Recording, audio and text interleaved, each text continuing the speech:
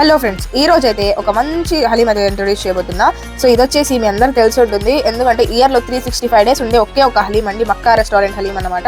Taste అయినా, quality అయినా, quantity అయినా, టు బీ ఫ్రాంక్ చాలా బాగుంటుంది. ఈ హలీం అలా వేడివేడిగా తీసుకొని తింటుంటే లిటరల్లీ సూపర్ అంటే సూపర్ ఉంది. టేస్ట్ నిజంగా మైండ్ బ్లాక్ అయిపోతుంది తింటే, అంత బాగుంది టేస్ట్ అయితే. నాకు పర్సనల్ గా ఫేవరెట్ అయిపోయింది, ఎందుకంటే ఓవర్ స్పైసెస్ లేదు, చాలా ఎక్కువగా ఇందులో గరం మసాలా అయితే లేదు. Perfect spices, perfect masala, perfect గా ఉంది అంతా.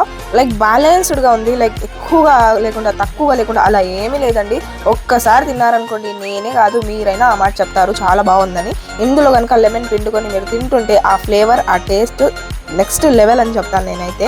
ఏమంటే వేడిగా తినండి, ఏదైనా సరే చాలా బాగుంటుంది. నేనైతే పర్సనల్గా ట్రై చేసి అయితే నా ఎక్స్పీరియన్స్ని షేర్ చేస్తున్నాను మీతో. అంతేకాదండి, దీని టెక్స్చర్ కూడా మీకు అచ్చం మటన్ హలీం ఉన్నట్టు ఉంటుంది అనమాట.